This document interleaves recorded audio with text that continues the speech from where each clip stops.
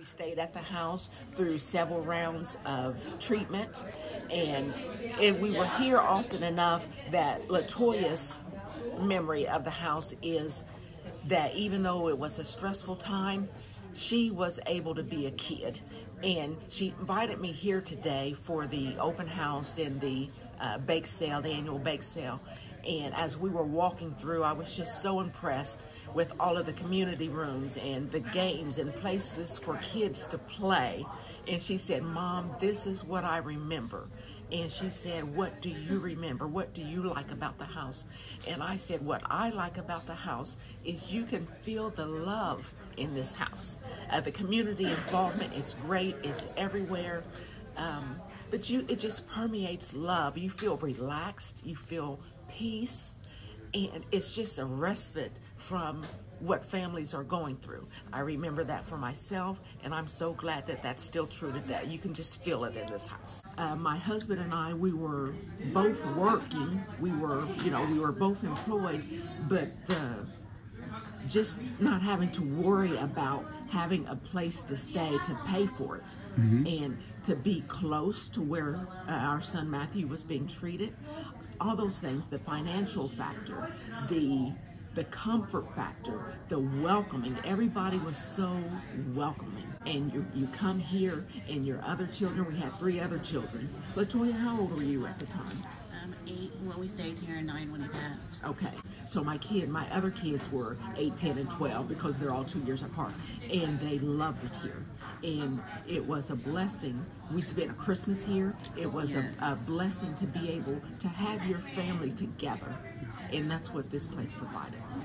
My sister still has her stuffed animal that she got for Christmas that year. She still has it. Keeps she it. Carried it through college, and it was a bear, and his name had Coach written on it. And in later years, one of her dogs tore off the ears, and it hurt her so, and so she put it up out of reach. But she still has Coach, a Christmas present that she received from the house in 1992, and she treasures it. The most thing I remember the most was I was just able to be a kid. There was just stuff to do. You know, my parents were, back and forth at the hospital, but me and my siblings, we just got to be us. For a few hours a day, we weren't the kids with the sick sibling. Because at home, people would see us, "Oh, you're the one with the sick brother." And so, here, like, all of that was like off of our shoulders. We just got to be kids, and it was great. One thing, I don't think I told my mom this, but one thing that I remember specifically is it was around dinner time, and we had come home, and a volunteer had bought KFC for dinner for the families, and my mom just cried. It was just such a relief, because that was one less thing, with a sick kid and 3 young kids that she didn't have to worry about because the house provided meals for her. But they wanted to be here, and once I had a place where I knew they wouldn't be stressed, and they would be comfortable and safe in a good environment, I was more than happy to have them here and have us all together. Like I said, my brother, he did pass away in 1993, so the time that we got to spend here as a family is just even more important that we was able to be here with him.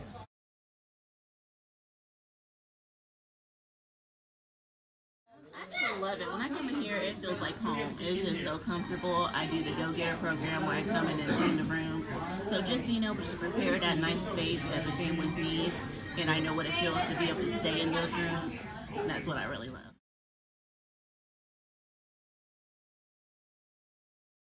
I didn't know her for like 2 or 3 months because she's the quiet one. She doesn't brag. She doesn't say, "I did this," and we were just in conversation, and she mentioned the house, the Ronald McDonald House, and I have to do my shift.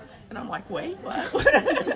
"What shift?" And she said, "I volunteer there." And it's the most natural thing in the world that she would want to give back because of all the fond memories that she has here and because of the help that we received. Every place that touched us, we tried to walk in those steps and give back.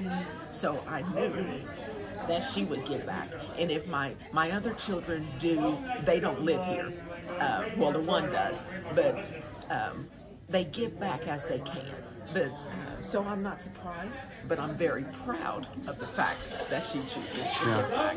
One thing I like to say to the volunteers when I tell people that I come in every week, you know, if they can't come every week, I said everything matters.